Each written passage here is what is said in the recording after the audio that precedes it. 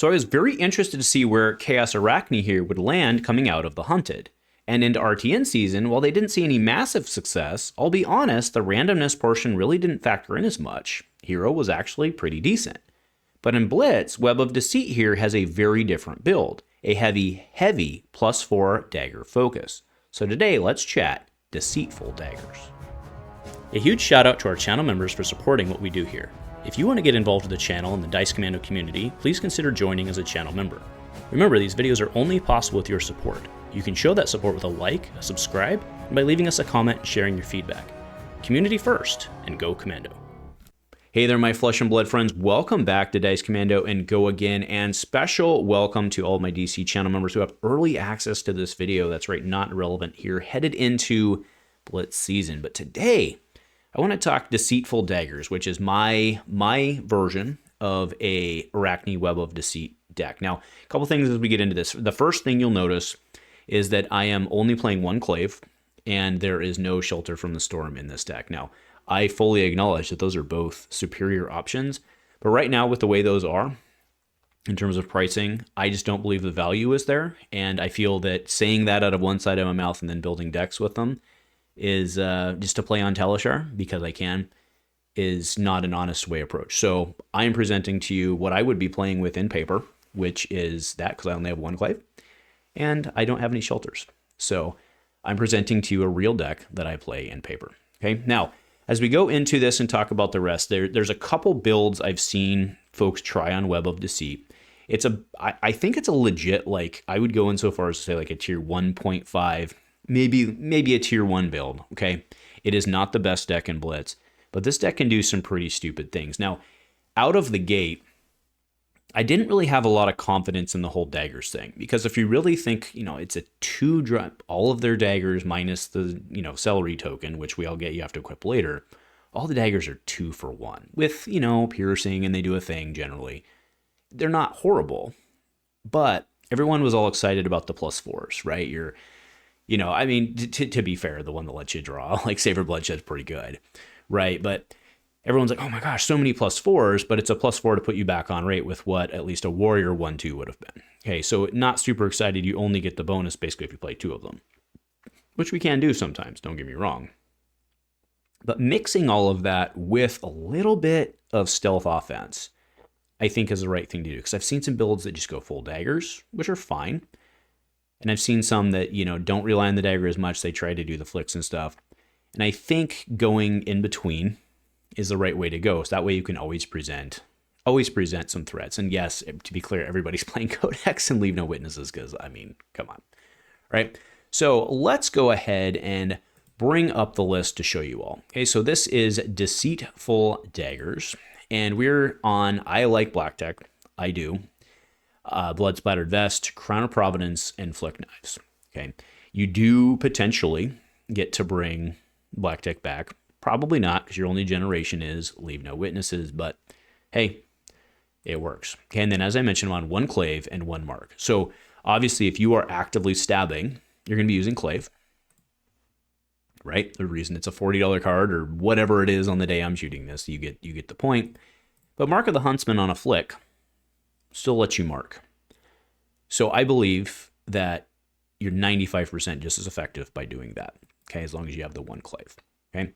Now, going into the cards, very interesting here. So we have Cut from the Same Cloth. This is actually a pretty good card. I think kind of a little bit of an underrated card in this set. Target hero reveals their hand. What? Like, that's pretty good. And if an attack reaction's reeled this way, mark them. Okay, you get the bonus there. So it's a 0/4 and you can see their hand. Right? That's good. Okay, we have Den of the Spider. So this is a react that marks, makes complete sense. We also, sometimes do the flippy flip thing. So we can pull traps out, and that's why I have 4 of them, because I also have Lair of the Spider. Because marking is very important with Arakni Web of Deceit. Remember, you get +1 as long as it's stealth. Only works on celery tokens, which you will equip. But you get +1, and when it hits, go again. Do remember you have to hit to get to go again. Okay. Now, we are playing Incision. Incision is just a great react, 0/3, blocks 3. We have Kiss of Death because it's a dagger, and that card's phenomenal. No, we're not doing toxicity or anything like that, but it's still really, really, really good. And of course, we're playing Tarantula Toxin, who gives us bonuses on both. And if you're a Kiss of Death, it's a 6 value. Okay? Don't hold it in Arsenal or anything like that crazy, because you can still get value out of Tarantula Toxin. But it could just be a 6 for you that you can then, well, you can't flick that, but you get the point. Okay, we're on Leave No Witnesses. We're on Mark of the Black Widow. This is a straight up card for Mario, as they say. Now I'm on yellow, blue and red, or Weaver Spinneret. Breakdown, by the way, we're on 26 reds, 2 yellows. What do you think those are? And then the balance blue. Hey, we're on Saber Bloodshed. This is also a good one. Stains the red back. We have Tarantula Toxin. To the Point is potentially a +4 react. Now this one only blocks 2, but it's doing what you need it to do. We have red, blue, up sticks. We have yellow Codex. I am on Prognosis. You'll notice there's no bonds here. Okay. Reaper's Call, Shred, Under the Trapdoor. Okay. For a round out of 39 within the deck.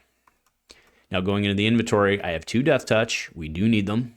We have Oasis, and then we have Abdomen, Respirator, and Crawler. And then the card that is apparently missing here, I don't know why, I had 1 Throw Dagger, 1 extra dagger to balance out Under the Trapdoor. And I will, of course, get that updated before we get that in. That was a late add swap to go down from 1 Under the Trapdoor, because I felt that was too many to have 2 of them. So it was 1 Under the Trapdoor and 1x Throw Dagger, which is a very good, very, very, very good card, right? Especially coming into stealth. Cool. Off Mark of the Black Widow. Dirty. It's dirty because you get the thing and the +1 and the go against, and it's good. It's good. 1 Throw Dagger is the right number. So that's the deck overall. I mean, what you can see here, you see a lot of +4s into this, right? So you push your +4s, you get your daggers nice and big, you get reacts on them, but you also have fallback, just generically good stealth cards. Now, one card I do want to talk about here is, Pain in the Backside is not in here. It was and it wasn't, and I went back and forth on that. I think it's actually in my maybes down here. It's not, but it was in the deck at one point.